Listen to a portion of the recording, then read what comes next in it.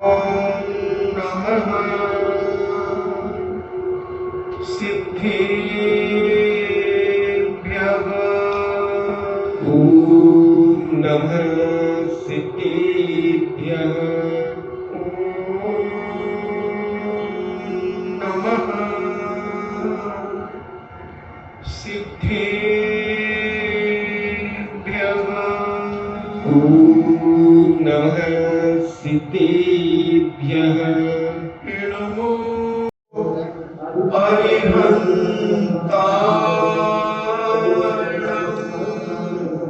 नमो अरिहन्ताय नमो सिद्धाय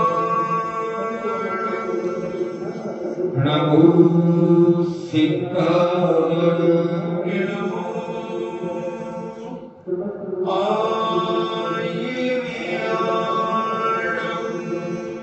नमो आयर्याय उवज्झायाय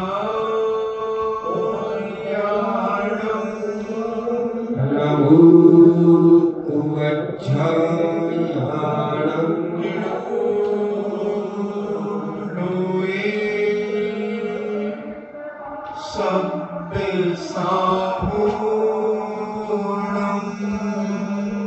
नमो लोये सब्बसाहूर्णम्। पंच परमेश्वरी भगवान की जय। अहिंसा में युदित राम विश्व धर्म की जय। देवादिदेव 1008 श्री आदिनाथ भगवान की जय। देवादिदेव 1008 चिंतामणि गोउत्सव विजेता श्री पार्श्वनाथ भगवान की जय। देवादिदेव 1008 शासन नायक बाल ब्रह्मचारी भगवान महावीर स्वामी की जय। परम पूजनीय आचार्य श्रोमणि गुरुवर श्री कुंद कुंद महामुनिराज की जय। परम पूजनीय आचार्य श्रोमणि गुरुवर श्री विद्यासागर जी महामुनिराज की जय। परम पूजनीय निर्यापक श्रमण मुनि श्री सुधा सागर जी महाराज की जय। परम पूजनीय 3 कम 9 करोड़ महामुनिराजों की जय। तपोदय अतिशय क्षेत्र की जय। परम दीक्षित श्री गंभीर सागर जी महाराज की जय। चर्चा चल रही है संयम, उत्तम संयम धर्म की। आज दुनिया में जो कुछ भी अनर्थ घट रहा है संयम के अभाव में घट रहा है। और जहां जहां संयम का अभाव होता चला जाता है वहां पर अनेक अनेक घटनाएं, दुर्घटनाएं बढ़ती चली जाती हैं। और जहां तक व्यक्ति के जीवन में संयम होता है, अनुशासन होता है, विवेक होता है, तब वह व्यक्ति बहुत व्यवस्थित स्वयं भी चलता है, अपने परिवार को भी चलाता है, मोहल्ले को भी चलाता है, समाज को भी चलाता है। एक सही व्यक्ति अगर उसके अनुसार सारी दुनिया चल जाए तो विश्व में कभी भी कोई अनर्थ हो ही नहीं सकता। लौकिक नीतियां भी कहती हैं सावधानी घटी दुर्घटना बड़ी। सावधानी बहुत जरूरी है और जहां जहां सावधानियां होती हैं वहीं वहीं दुर्घटनाएं हो जाती हैं। जो कानून बनते हैं अगर उन कानूनों के अनुसार प्रत्येक व्यक्ति अपना कर्तव्य मान करके अगर उस पर चलना शुरू कर देता है तो बहुत बहुत सारी दुर्घटनाएं, परेशानियां सहज में ही समाप्त हो जाती हैं। जितना हम आज हर चीज के लिए सोचते हैं, क्योंकि हम तब सोचते हैं जब घटना घट जाती है। जैसे नीति है कि कुआं कब खोदा जब आग लग चुकी। अगर कुआं हम पहले से खोद करके रखें, पानी को हम अपने पास पहले से बचा करके रखें, क्योंकि आग किसी भी समय लग सकती है, तो फिर उतनी कोई परेशानी जीवन में नहीं होती। उसी प्रकार हम अगर अपने आप को सावधान पहले से ही रखें, होश संभालते ही हम अपने आप को सावधान करें, अनुशासित करें, तो फिर कभी भी दुनिया में कोई घटना दुर्घटना नहीं होती। पहले हमारा भारत बहुत अनुशासित था। हर क्षण हमारे बुजुर्ग अनुशासित होकर के चलते थे। हमेशा बुजुर्ग रास्ते पर चला करते थे, सामने देखते थे और नीचे देखते थे। उनकी एक दृष्टि वो सामने जाती थी कि कितनी दूर कौन सी चीज है, और फिर नीचे देखते थे कि कोई जीव जंतु तो नहीं, और चलते चले जाते थे। किलोमीटरों के सैकड़ों किलोमीटर लोग चलते थे, क्योंकि साधन, ये तो अभी 50 साल से साधन बढ़े। इसके पहले बहुत सारे लोग पैदल सफर करते थे। यहां तक कि 15-15, 20-20 मील तक व्यापार करने वाले लोग अपने कंधे पर सामान का बोरा रख करके जाते थे, कपड़े की गांठ रख करके जाते थे, मीटर कैंची अपना लेकर के जाते थे, फेरी करते थे, बंजी करते थे। किराने वाला भी घोड़े के ऊपर सामान लादकर पैदल जाता था। 10-10, 15-15 मील दिन भर में सफर कर लेते थे। अब उसके बाद घर में आकर के सब कुछ व्यवस्थित घर का काम भी करते थे, और इतना सात्विक जीवन था उनका। शुद्ध सात्विक भोजन करते थे। किसी जैन व्यक्ति का घर मिल जाता तो अपने साथ में ले जाया हुआ और टिफिन, वहीं उसके घर में बैठ करके भोजन करके पानी पी लेते थे। इतना प्रेम वात्सल्य था लोगों के अंदर। मैंने देखा अपनी सभी आंखों से ऐसे लोगों को, बड़े विनय से बोलते थे, और भाई स्वागत भी कहता था, कोई बात नहीं भैया, आप तो अच्छी से बैठ करके भोजन कर लो, हम गरम गरम सब्जी दे दें। कितना आत्मीय भाव, कितना संयमित जीवन जीते थे व्यक्ति। और वो संयमित जीवन जीने वालों का जीवन ही बड़ा आनंदमय रहा। आज हम संयम से रहित होकर के जीवन जी रहे हैं, उसका दुष्प्रभाव सारी दुनिया अपनी सगी आंखों से देख रही है और सगे कानों से सुन रही है, और स्वयं के जीवन में घटता हुआ भी दृश्य आज आदमी देख रहा है। अनुशासन जिंदगी की बहुत बड़ी पूंजी होती है। संयम जिंदगी में एक बहुत बड़ा स्थान होता है। अगर संयम हम ना रखें तो हमारा स्थान ही खत्म हो जाए। हम अपने जीवन में मात्र एक चलते फिरते मुर्दे से ज्यादा जिंदगी नहीं होगी हमारी। संयम के अभाव में व्यक्ति का जीवन कोई जीवन नहीं होता। वो एक मुर्दे के समान जिंदगी को जी रहा है, लोगों के सिर के ऊपर बोझ बन करके जी रहा है। और संयमी व्यक्ति न बोझ बनता है और न मुर्दा बनता है, वह साक्षात जीवंत होकर के अपने जीवन को जीता। संयम जीवन में परम आवश्यक है। संयम के बिना व्यक्ति उद्दंड हो जाता है और संयम आने पर व्यक्ति संतुलित हो जाता है। आपने तांगा देखा होगा, पहले तांगा चलते थे और तांगे में एक घोड़ा जुटा रहता था।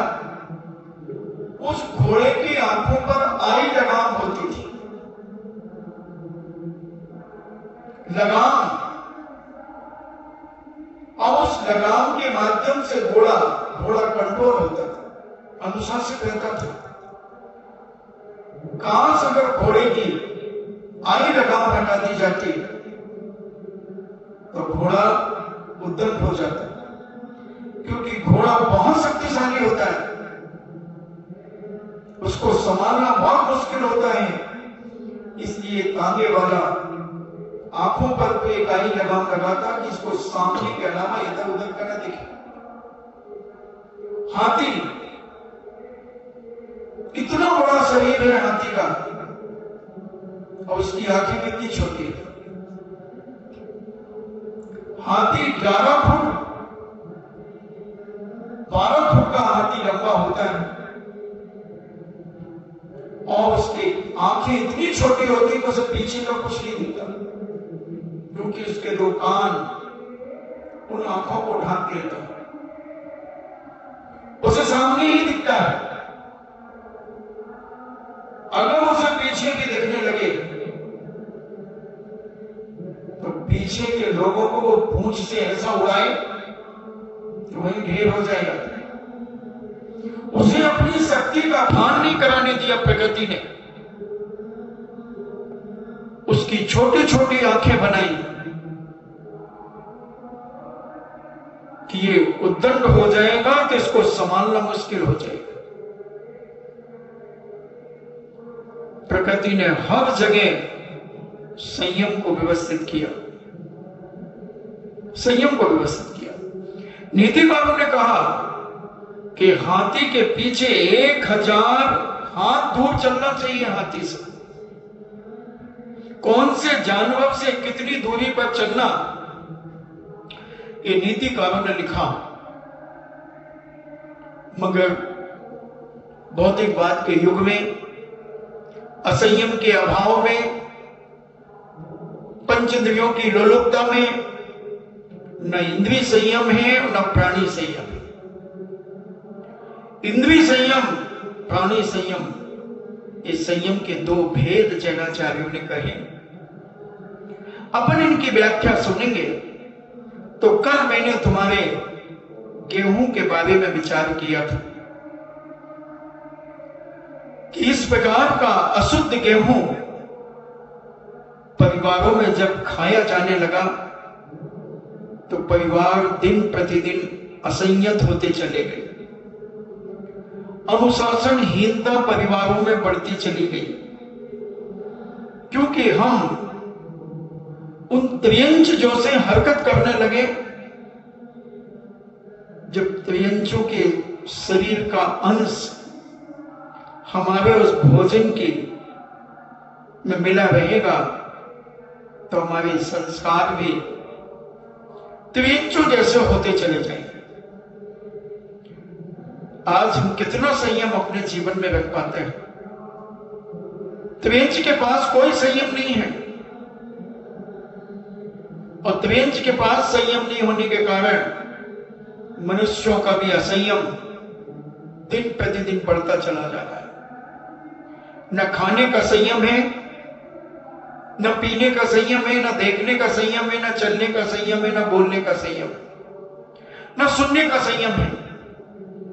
हम कुछ भी सुन सकते हैं, हम कुछ भी बोल सकते हैं। न जाने आने का संयम, हम कहीं भी जा सकते हैं, हम कहीं भी जा रहे हैं। देखने का भी कोई संयम नहीं, हम क्या देख रहे हैं क्या नहीं देख रहे हैं इसका कोई संयम नहीं। सारे असंयम से हम अपनी जिंदगी को इतना ग्रसित कर लिया है कि हमें संयम आज अच्छा लगता ही नहीं, न हम संयमित होकर के बोल पाते हैं, न संयमित होकर के कोई काम कर पाते हैं। कितनी अनुशासनहीनता से हम अपनी जिंदगी को आज चला रहे हैं। प्रकृति यह सब देख रही है, और जब प्रकृति कुपित होती है तब कोई ना कोई बमबार्डिंग, कोई ना कोई विस्फोट और कोई ना कोई घटना दुर्घटना प्रकट कर देती है। क्योंकि कोई भी, हर व्यक्ति अनुशासन चाहता है, कोई व्यक्ति अनुशासनहीनता नहीं चाहता, मगर वो दूसरों से अनुशासन चाहता है, दूसरों से संयम चाहता है। स्वयं तो कुछ भी करे, हर व्यक्ति यही चाहता है कि अनुशासित सबको होना चाहिए, मगर स्वयं अनुशासनहीनता अपनी जिंदगी में करता चला जाता है। तो जो बड़े करेंगे वही छोटे देखेंगे, और छोटे भी वही करेंगे छोटे जो बड़ों का देखेंगे। अब हमें विचार करना है अपने जीवन में कि हम अपनी जिंदगी को कितना संयमित बना सकते हैं। कई बार हम दूसरों की संयम और अनुशासन को देखकर उनकी तारीफ तो कर देते हैं, तो क्या हमारा मुंह दूसरों की तारीफ करने के लिए ही है कि अपने आप को भी सुधारने के लिए है? अगर हम अपने आप को नहीं सुधार पाते, दूसरों की तारीफ करते ही चले जाएं, तो बंधुओं थोड़ा बहुत पुण्य तो मिलेगा, मगर तुम्हारा जीवन संयमित नहीं कहलाएगा, तुम्हारा जीवन अनुशासित नहीं कहलाएगा। तुम बहुत अंदर ही अंदर कुंठित होकर के मरोगे, क्योंकि जैनाचार्य कहते हैं दूसरों को देख करके स्वयं सुधरना।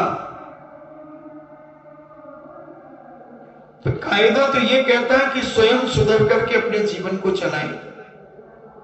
तुम स्वयं नहीं सुधर पाते तो दूसरे लोगों को अपना आदर्श बनाकर अपने जीवन में उस चर्या को लाएं। पूज्याचार्य श्री हमेशा कहते हैं कि तुम अपनी चर्या को ऐसा बना करके रखो कि जो तुम्हें देखे वो तुमसे प्रभावित हो जाए। प्रभावित करो मत किसी को, लुभाओ मत किसी को। तुम एक अपना आदर्श, तुम एक अपनी चर्या इतनी अच्छी साफ सुथरी रखो कि जो तुम्हारी चर्या को एक बार देख ले वो तुम्हारा गुणानुवाद करे। तुम चाहो मत कि मेरा कोई गुणानुवाद करे, सोचो भी मत, मन में विचार भी मत लाओ, मगर वो करेगा। क्योंकि जब किसी फूल फूलेगा, जब कोई फूल फूलेगा तो उसकी खुशबू फैलेगी। उसी प्रकार जब कोई अपनी चर्या का निर्दोष पालन करेगा, अपने संयम और अनुशासन में अपनी जिंदगी को जिएगा, तो उसकी चर्चा चलेगी, होगी। जब इस राजस्थान में हम 1994 में आए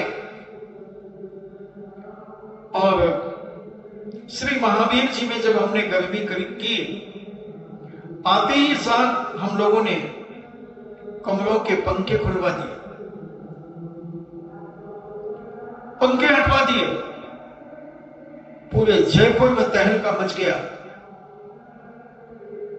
जयपुर में बड़ी चर्चा बन गई कि पता नहीं 3 साधु आए हैं और उन्होंने सबसे पहले कमरों के पंखे हटवा दिए, क्योंकि लोगों ने कूलर और पंखे वाले ही साधु देखे थे, लोगों ने एसी वाले ही साधु देखे थे। लोगों ने ऐसा आराम करने वाले ही साधु देखे थे। कई लोग तो ऐसे छुप छुप करके आते थे और ऐसे ऐसे देखते थे। तो मैं कहता था भैया छत नहीं गिरेगी, छत बहुत मजबूत है, क्या देख रहे हो आप? बोले नहीं नहीं नहीं महाराज साहब। तो हमने कहा भैया ये अच्छा मजबूत है पदम पुरा जी, नहीं गिरे। बोले नहीं अच्छा, हमने कहा पंखा देख रहे होगे। महाराज जी पहले तो लगा था यहाँ पंखा, हमने कहा वो कमेटी को कम पड़ गए थे ना तो खुलवा दिए, उनको भिजवा दिया। महाराज जी आप लोग पंखा नहीं लेते हो? तो भैया क्या हमने पंखा लेने के लिए अपना घर छोड़ा है? क्या घर में पंखा नहीं था जो मैं यहां पंखा लूंगा? आप होश में बात करो, पंखे की कमी थी क्या? हर कमरे में पंखा था। महाराज जी इतनी गर्मी पड़ रही है तो पढ़ने दो ना भैया, गर्मी नहीं पड़ेगी तो बरसात कैसे होगी? पढ़ने दो ना गर्मी, आपको तकलीफ क्या हो रही है? नहीं महाराज जी आप लोग कैसे रहते होंगे, बैठ जाओ पास में, देखो कैसे रहते हैं, बैठो रहो 24 घंटे हमारे साथ और देखो हम कैसे रहते हैं। हाय तो ऊपर चिल्लाते हैं बहुत गर्मी है, बहुत गर्मी चिल्लाते हैं, हम क्या करते हैं ये देखो तुम। 5-7 मिनट में आदमी हिल जाता था और पैर छू करके इच्छामी करके चला जाता था। फिर दूसरे दिन 4-6 लोगों को और लेकर के आता था। महाराज साहब को पसीना बह रहा है और महाराज जी स्वाध्याय करा रहे हैं, स्वाध्याय कर रहे हैं। लोग देखते रह जाते थे, आश्चर्यचकित होते थे। 1.5 घंटे प्रवचन गर्मी, भीषण गर्मी में कर रहे हैं, कूलर नहीं, पंखा नहीं। आदमी ऐसे पागल सा हो रहा था। और चतुर्मास के लिए तो होड़ लग गई जयपुर के अंदर। मगर 94 का चातुर्मास अजमेर हुआ। तो पूज्य आचार्य श्री हमेशा कहा करते हैं कि तुम अपने आप को इतना संयमित रखो, होगी प्रभावना, और प्रभावना नहीं हो तो इसकी चिंता मत करना। चिंता करना कि अप्रभावना ना हो जाए मेरे द्वारा, इसका हमेशा ख्याल रखना। कहीं कोई हमारे मार्ग का मजाक न बनाते, हमारी चर्या की कोई हंसी ना कर दे। तुम इतने संयमित रहना, कष्ट तो आएंगे, कष्ट आएंगे, मगर कष्टों को सहते हुए चेहरे पर उदासी मत लाना, उदासी मत लाना अपने चेहरे पर। विचार करना कि ये जो कष्ट हो रहा है पड़ोसी को हो रहा है, पड़ोसी को कष्ट हो रहा है, क्योंकि शरीर सो तुम नहीं हो, शरीर सो तुम नहीं हो और तुम शरीर नहीं, तुम इस शरीर से हट करके हो। इसलिए इसको पड़ोसी मान करके रखना।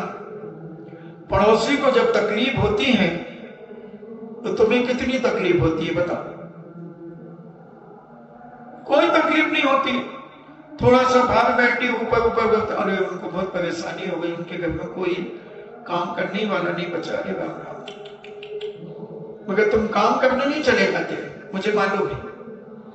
2 बातें तो जरूर कर लोगे और थोड़ा ज्यादा पड़ोसी वहां है, तैसी रहा तो उसकी पट्टी पर जाकर के पूछ लोगे, क्या भाई ठीक तो हो ना? हाँ भैया ठीक है, आपके आशीर्वाद से ठीक है। और ऊपर ऊपर कह देंगे कोई काम तो नहीं। नहीं नहीं, सब अच्छा चल रहा है, आगे वापिस। बस इस शरीर को ऐसा ही पूछ लो, ठीक तो है ना भैया? शरीर कहे कि गर्मी बहुत लग रही है, पुद्गल पुद्गल को सता रही है, तो इसमें तुझे तकलीफ क्या हो रही है भाई? ये गर्मी भी पुद्गल है, शरीर भी पुद्गल है। आत्मा को ना गर्मी लगती है और ना आत्मा को सर्दी लगती है, आत्मा को ना मच्छर काटता है और ना आत्मा को गर्मी लगती है। कुछ तो नहीं होता, आत्मा तो अपने आप में मस्त है, परमात्मा बनने का रास्ता में चल रही है। तुम इतने दुखी क्यों हो रहे हो? अगर ये शरीर तुम्हारा होता फिर इसको जलाया क्यों जाता? हाँ, बात तो सही है, बात तो सही है। जब इसको जला दिया, जलाते किसको है बताओ?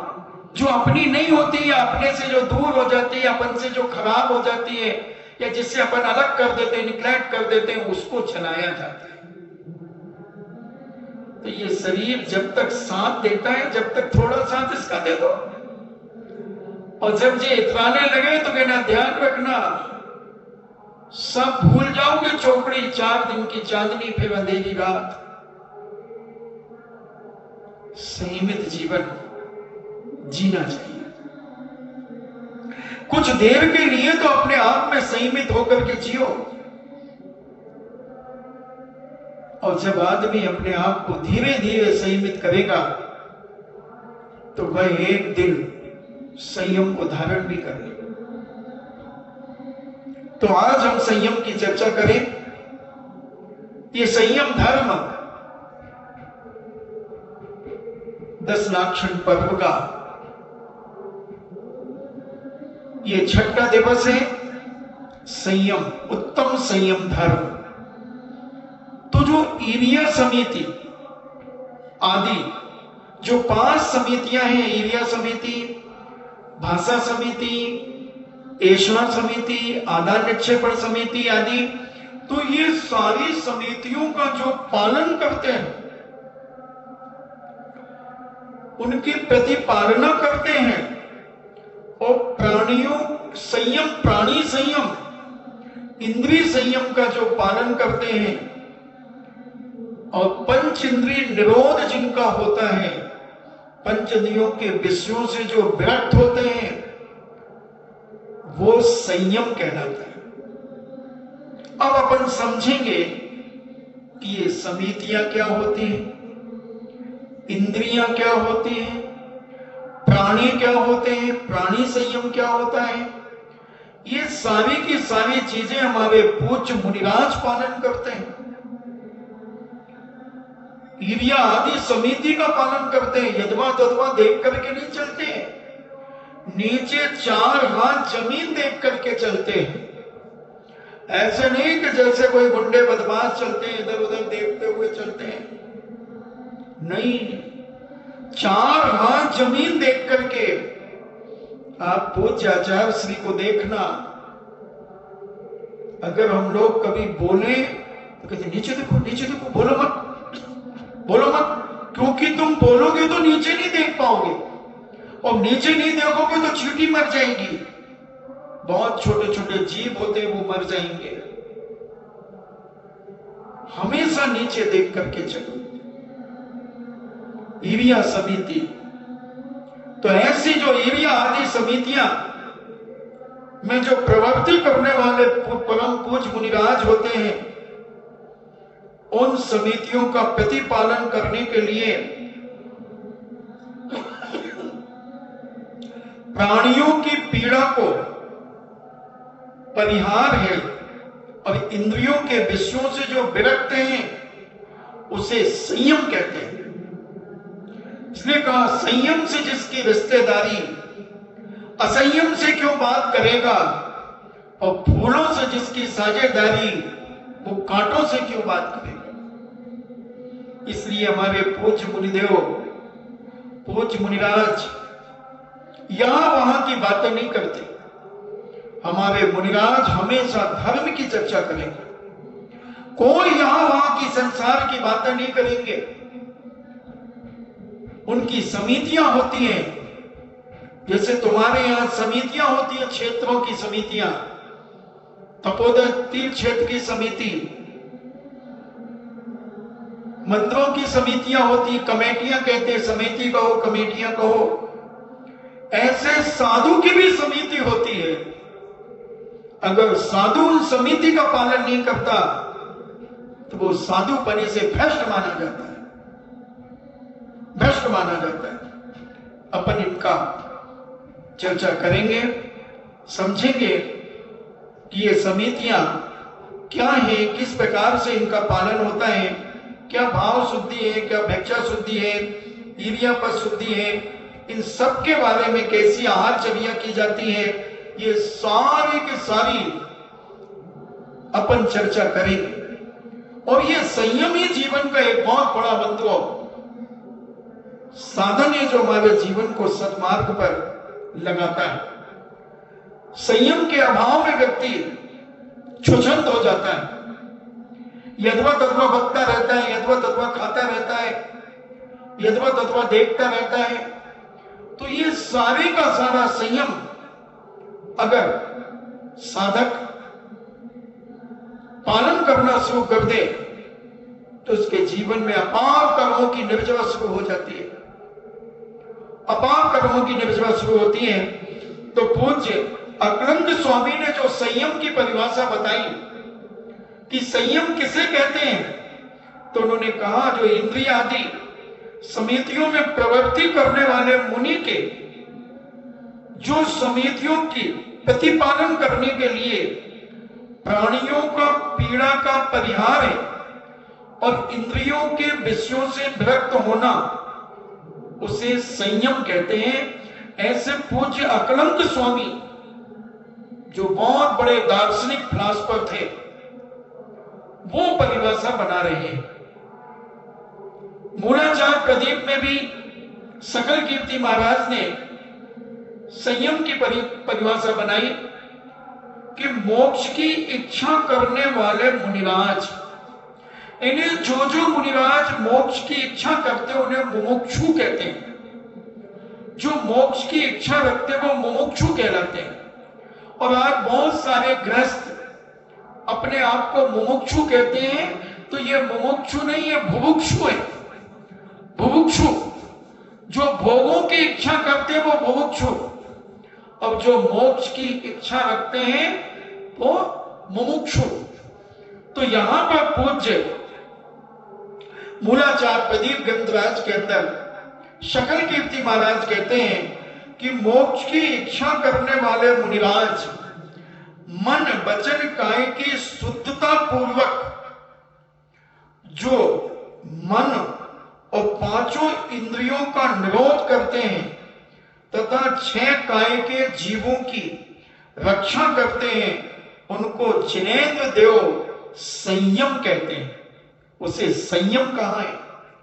कहा ना छेडाला में छठ काय जीव न हनंते, इन्हें 6 काय के जीवों की जो हिंसा नहीं करते वो, और मन वचन काय की शुद्धता पूर्वक जो पांचों इंद्रिय और मन और 6 काय के जीवों की जो विराधना नहीं करते वो संयम कहलाता है। ऐसा पूज्य मूलाचार्य प्रदीप के अंदर सकल कीर्ति महाराज कहते हैं। और कसायों का निग्रह, इंद्रियों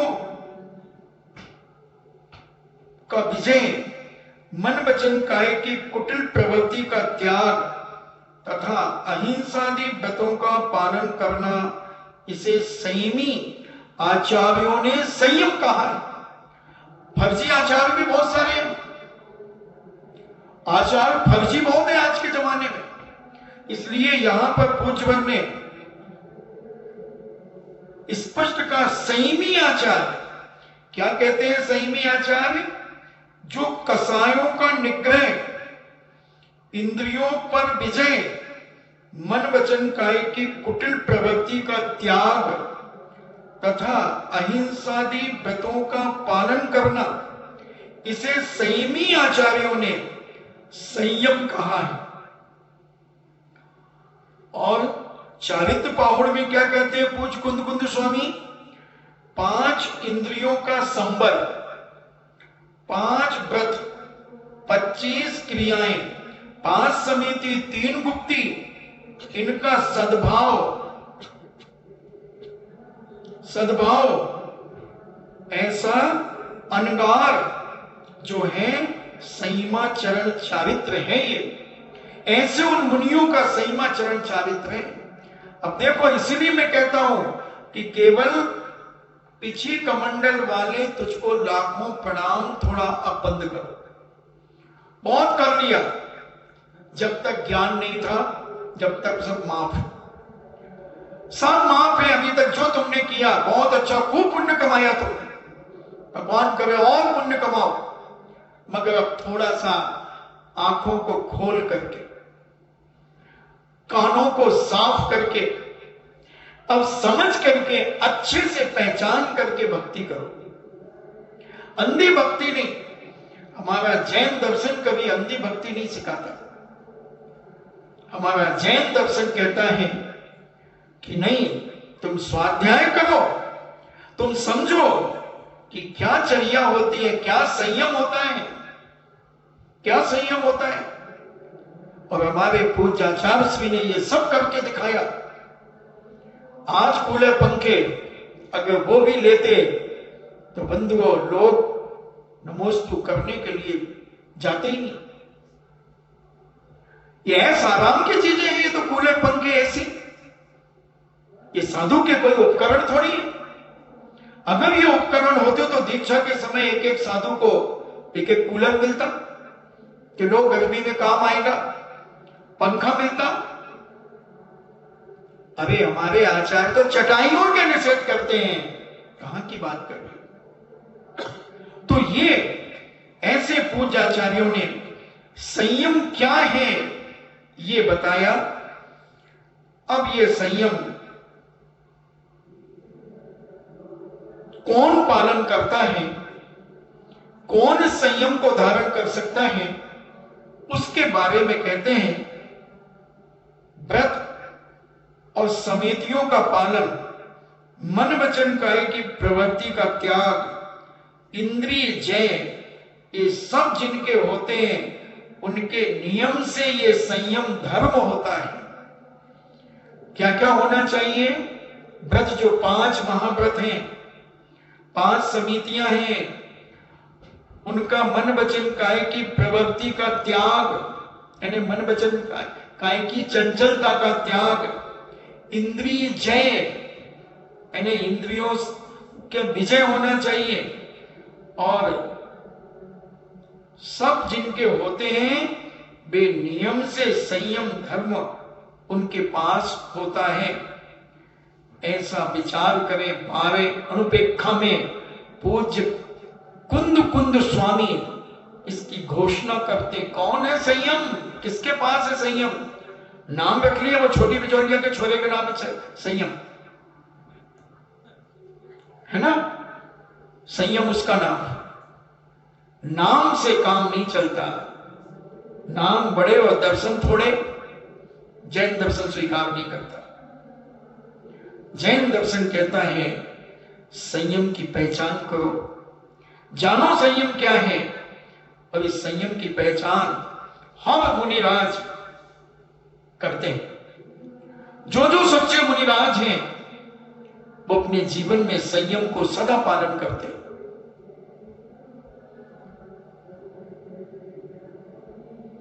तो संयम कितने प्रकार का होता है?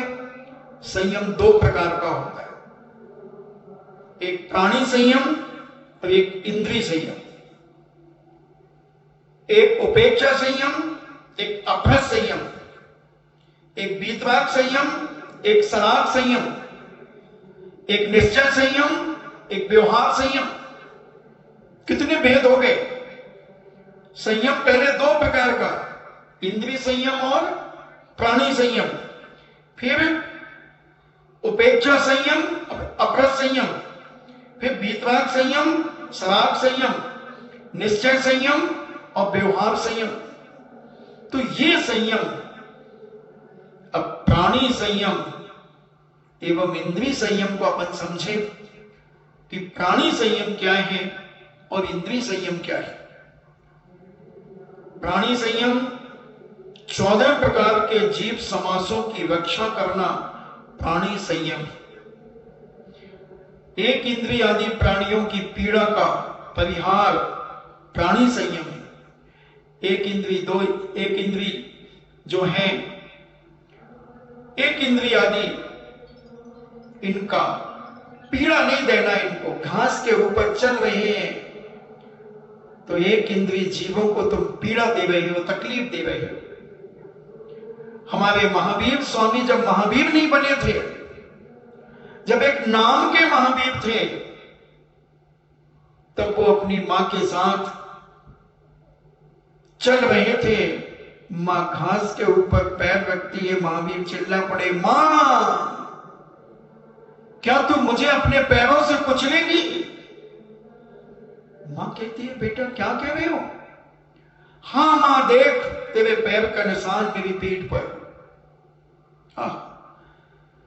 इतनी पीड़ा, इतनी करुणा, इतनी दया, इतना प्रेम प्राणी मात के प्रति।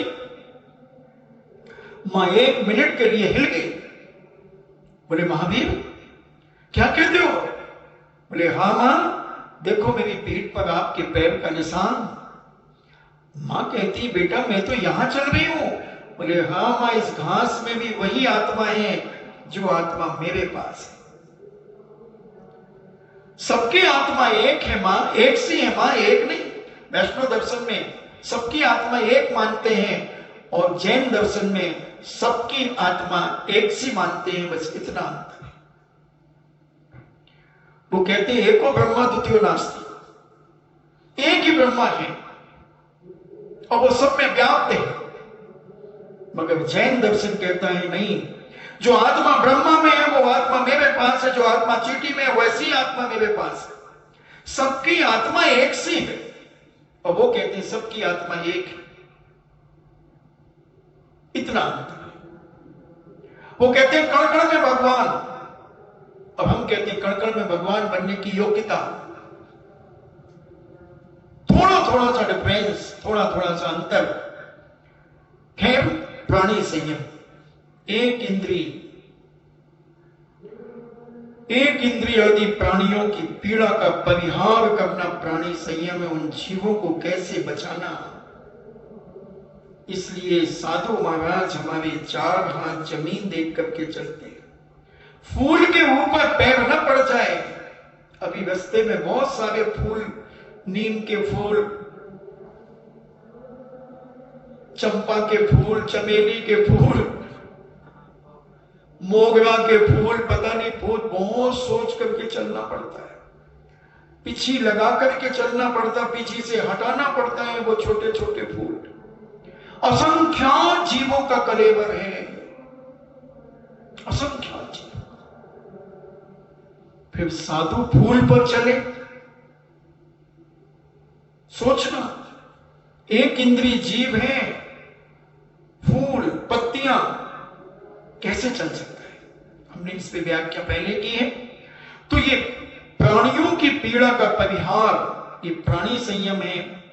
और इंद्रिय संयम 5 रस, 5 वर्ण, 2 गंध, 8 स्पर्श, 7 स्वर,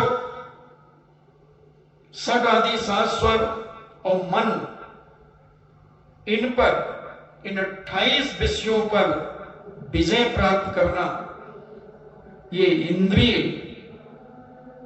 निरोध सो इंद्रिय संयम है। गाने सुनना कर्ण इंद्रिय का निरोध नहीं है, कर्ण इंद्रिय का विषय है आपके पास। तो ये पूज्य मुनिराज इंद्रिय संयमों को 5 रस, 5 वर्ण, 2 गंध, 8 स्पर्श, षड आदि 7 स्वर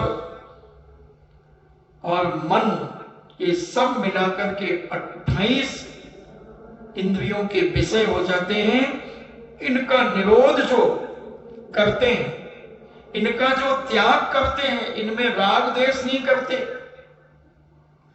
वो इंद्रिय संयम है। ऐसा पूज्य मूलाचार ग्रंथ में कहते हैं। ऐसे शब्द आदि के विषयों में राग का अभाव सो इंद्रिय संयम है। क्या साधु आजकल ऐसे नृत्य करवाते हैं सामने आरती में, कहते उसको बुलाओ वो नाचेगी, उसको बुलाओ वो नाचेगी, और क्या बैठते अपनी आरती करवाते समय, देखो तो जब उनको क्या स्थिति बनती है। कहां है इंद्रिय संयम, कहां है इंद्रिय संयम। हम सोचें अपने जीवन में तो प्राणी संयम कितने प्रकार का है, तो प्राणी संयम 17 प्रकार का है। पृथ्वी, जल, अग्नि, वायु, वनस्पति, ये 5 स्थावर काय हैं, और 2 इंद्रिय, 3 इंद्रिय, 4 इंद्रिय, 5 इंद्रिय, और त्वस जीव, इनकी रक्षा करना, यह 9 प्रकार का प्राणी संयम है। अजीब काय की रक्षा करना, रूखे सूखे तृण आदि का छेदन नहीं करना, अप्रतिलेखन, दुष्प्रतिलेखन, उपेक्षा संयम, अपहरण संयम, मन का संयम, वचन का संयम और काय का संयम, इस प्रकार मिलाकर के 17 संयम हो गए, 17 प्रकार के संयम हो गए। समझे बंधुओं, हम अग्नि को, हम वायु को, हम पानी को, हम कितना अपव्यय करते हैं, कितना पानी फेंकते हैं, सीमा नहीं है पानी की, कितना पानी। अगर एक आदमी चाहे, पहले इस पे प्रवचन कर चुके हैं, अगर आप चाहें तो एक एक आदमी अपने जीवन में 10-10 लीटर पानी बचा सकता है। कितना पानी हो, सीमा ही नहीं है, क्योंकि पानी खूब मिल रहा है ना, सब मिल रहा है। पंखा चल रहा है तो चल रहा है, कूलर चल रहा है तो चल रहा है, एसी चल रहा है तो चल रहा है, अपना थोड़ी लगा चल रहा है, मंदिर का चल रहा है, अपना क्या कर रहा है, चलने तो एसी।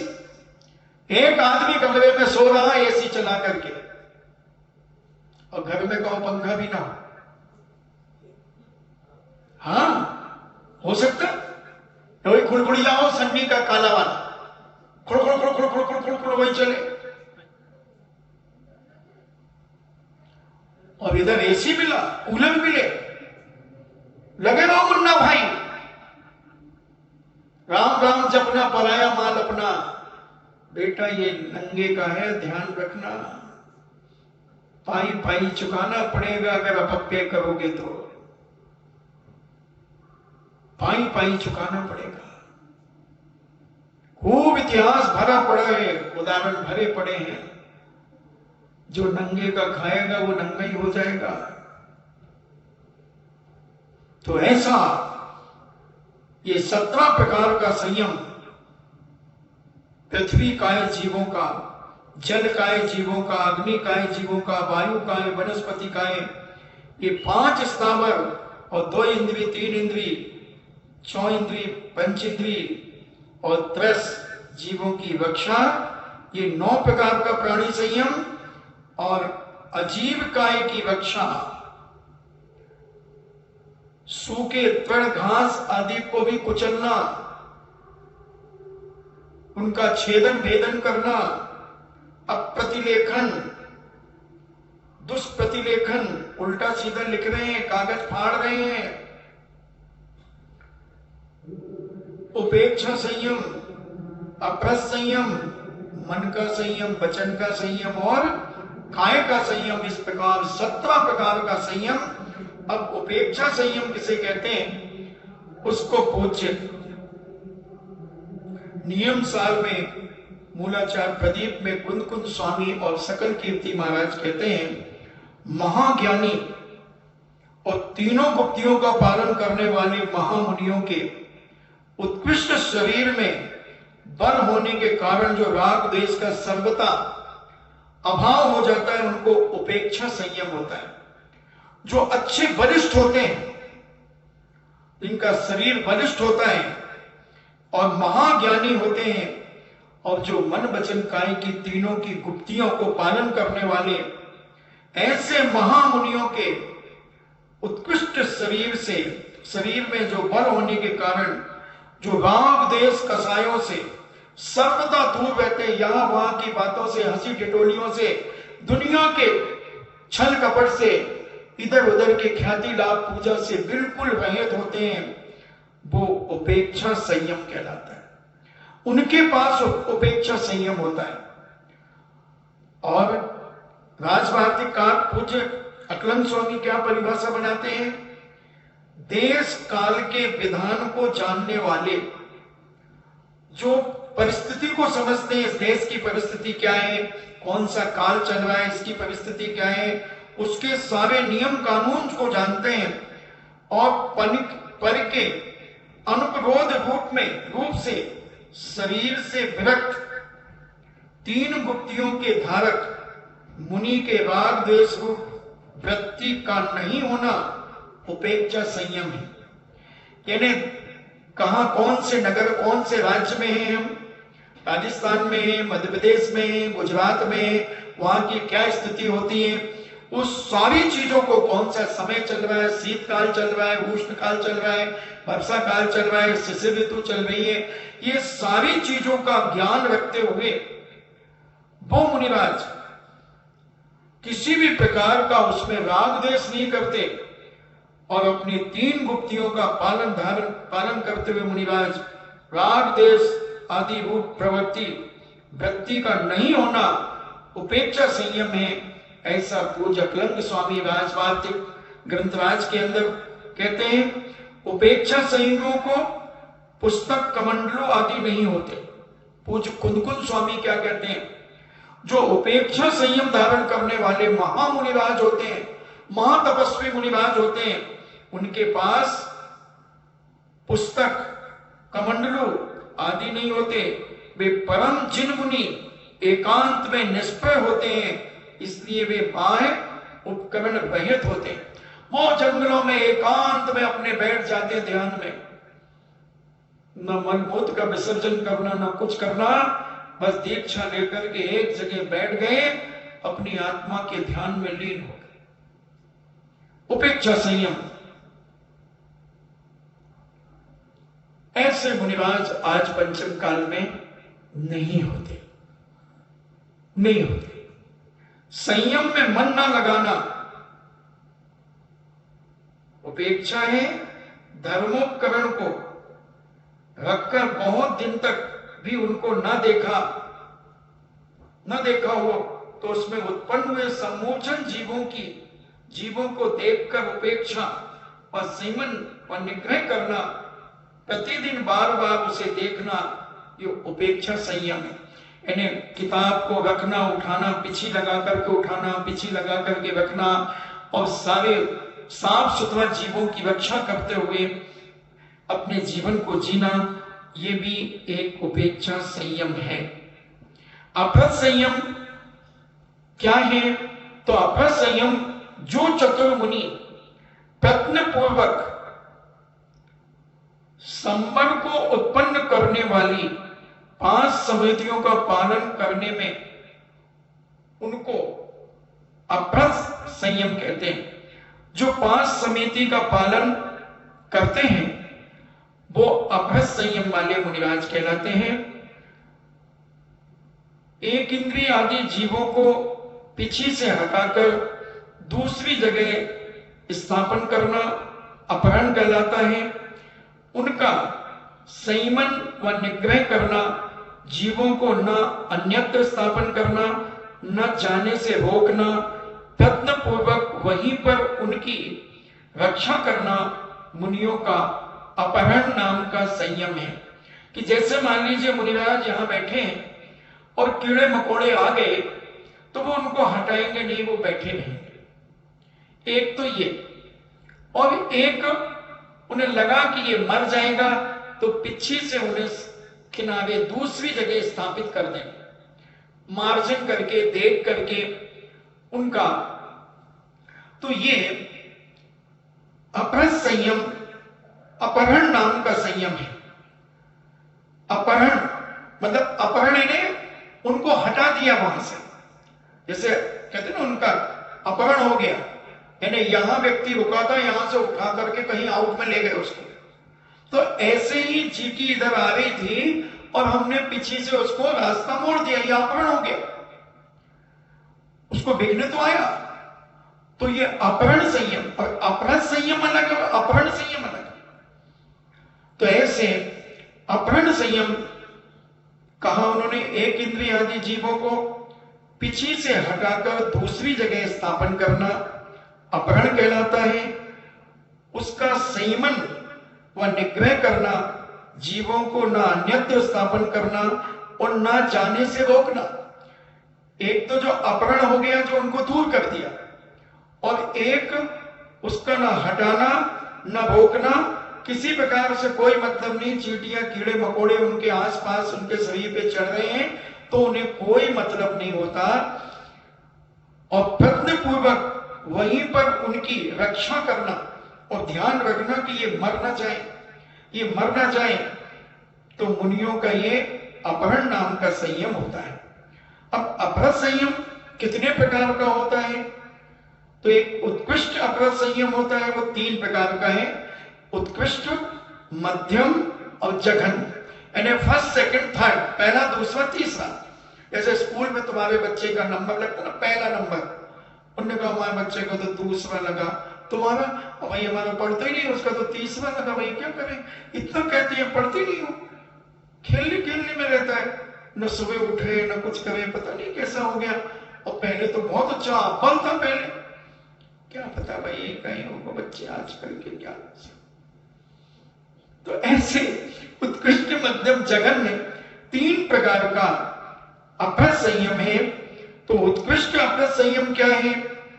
प्रासुक बसतिका और आहार मात्र है बाह्य साधन जिनके, तथा स्वाधीन है ज्ञान और चारित्र रूप का करण जिनके, ऐसे साधुओं का बाह्य जंतुओं के आने पर अपने आप को वहां से हटाकर संयम पालन करना उत्कृष्ट अपहृत संयम है।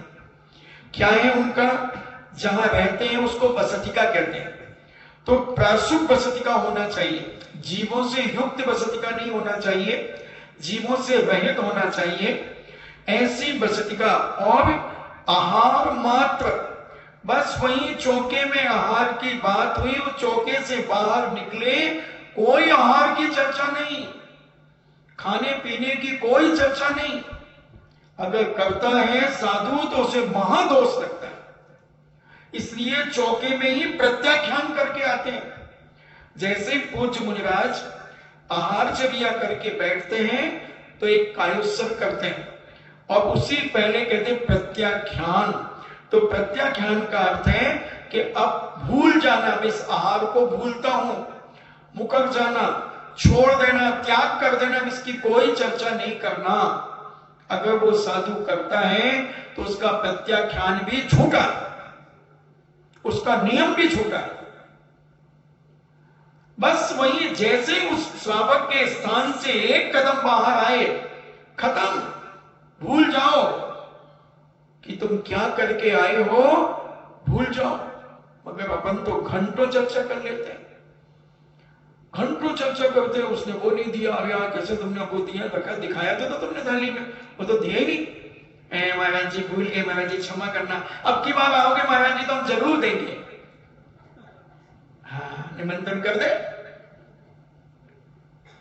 चर्चों में बड़ा आनंद आता है, आहारचर्या में बड़ा आनंद आता है, खाने पीने की बातों में नहीं। ये कह रहे हैं पूज्य, यहां पर पूज्य भर की बसतिका प्राशुक होना चाहिए, और आहार मात्र है जिनका बाह्य साधन, और कोई साधन नहीं, कोई मतलब नहीं दुनिया से, और जिनके तथा स्वाधीन है ज्ञान और चारित्र। केवल ज्ञान अध्ययन में पढ़ना और अपने चारित्र का परिपक्व करना, ऐसे पूज्य मुनिराजों के बारे में बता रहे हैं जो अपहर संयम होता है, केवल अध्ययन में लगे रहना और अपने चारित्र को मजबूत करते रहना, दृढ़ करते रहना, कोई मतलब नहीं किसी से। ऐसे चारित्र रूप करण जिनके, ऐसे साधुओं का पाय जंतुओं के आने पर अपने आप को वहां से हटा लेना। जैसे जहां बैठे थे वहां कीड़े मकोड़े आ गए, मच्छर आ गए, कॉकरोच आ गया, और भी जीव जंतु आ गए, तो वहां से उड़ जाएंगे और दूसरे स्थान पर चले जाएंगे। ऐसे हटाकर संयम का पालन करना, ये उत्कृष्ट अपहृत संयम कहलाता है। अपने आप को हटा लेना, उनको नहीं हटाना, जीवों को, वहां से उठकर के दूसरी जगह चले जाना। मध्यम अपहृत संयम, अपहृत संयम क्या है? मृदु उपकरण से जंतुओं की रक्षा करने वाले के मध्यम अपहृत संयम होता है। मृदु तो ये पिछी होती है, मृदु यानी कॉमन, तो इस पिछी के माध्यम से उन जीव जंतुओं को किनारे कर देना, ये मध्यम होता है। और जघन्य अन्य उपकरणों की इच्छा करने वाले के जघन्य अपहृत संयम होता है। अन्य ये भी मिल जाए, वो भी मिल जाए, ये आ जाए, वो आ जाए, उसको बुला लो रे, इसको बुला लो रे, ये भी हमारे पास आ जाए, ये मिल जाए, सब अन्य चीजें, अन्य में सब आ गए, चेतन अचेतन सब आ गए। तो अन्य उपकरणों की इच्छा करने वाले के जघन्य अपहृत संयम होता है। ऐसा पूज्य राजवार्तिक में अक्लंक स्वामी घोषणा करते हैं। अब अपहृत संयम पालन में किस प्रकार की शुद्धियां आवश्यक होती हैं? जो पूज्य मुनिराज अपहृत संयम वाले होते हैं, तो वो कौन कौन सी शुद्धियां अपने जीवन काल में रखते हैं, उनके बारे में पूज्य कहते हैं। अक्लंक स्वामी अपहृत संयम पालन करने वाले में निम्नलिखित शुद्धियां आवश्यक हैं। भाव शुद्धि, सबसे पहले उन पूज्य मुनिराजों का भाव शुद्ध होना चाहिए। किसी के प्रति द्वेष भाव, राग भाव नहीं होना चाहिए, उपेक्षा भाव नहीं होना चाहिए। ऐसा भाव शुद्धि, काय शुद्धि, विनय शुद्धि, ईर्ष्यापद शुद्धि, भिक्षा शुद्धि, प्रतिष्ठापन शुद्धि, सयासन शुद्धि और वाक्य शुद्धि, ऐसी ये शुद्धियां 8 शुद्धियां बताई। और ये 8 प्रकार की शुद्धियां तो अक्लंक स्वामी ने बताई हैं। और मूलाचार में 10 प्रकार की शुद्धि कही है। लिंग शुद्धि, व्रत शुद्धि, बस्ती शुद्धि, विहार शुद्धि, भिक्षा शुद्धि, ज्ञान शुद्धि, उज्जवल शुद्धि, वाक्य शुद्धि, तप शुद्धि और ध्यान शुद्धि, ये अनगार भावना में 10 शुद्धियां कही गई हैं।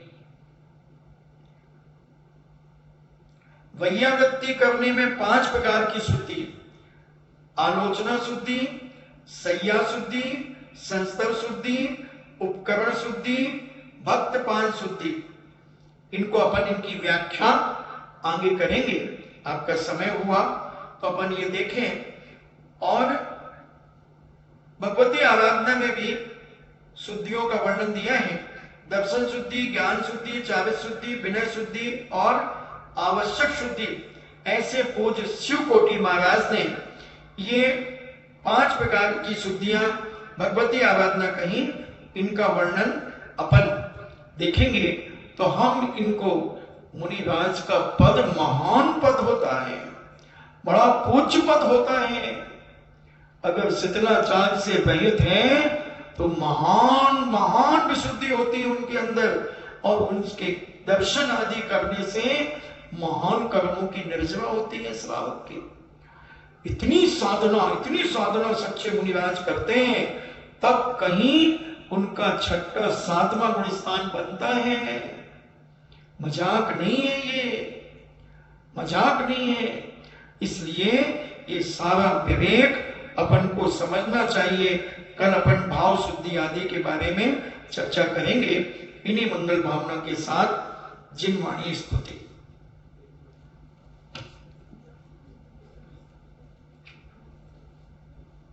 वीर हिमाचल तैनिक सी गुरु गौतम के मुख कुंड डरी है।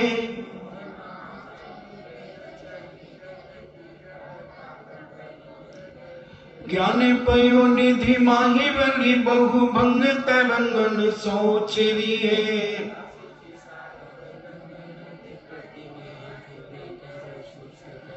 या जग मंदिर में अनिवार्य अज्ञान अधेर छयो अति भारी।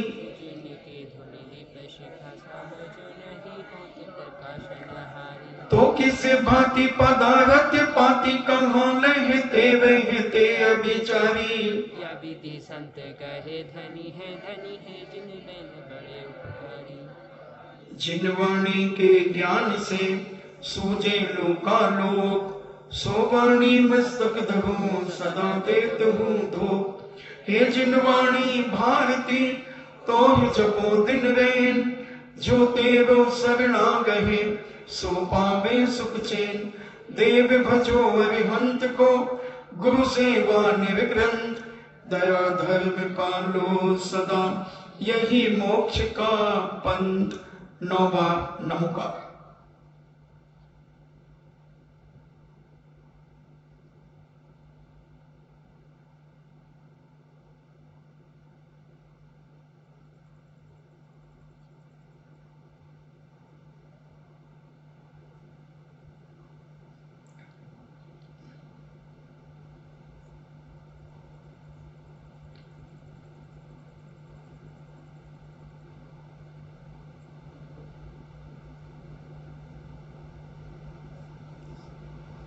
परम पूजनीय द्वादशाम जिनवाणी माता की सुत देवता सुत देवता सुत देवता। जैनम जेतु शासनम वंदे विद्यासागरम। जैनम जेतु शासनम वंदे विद्यासागरम। जैनम जेतु शासनम। वंदे विद्यासागरम। इच्छा में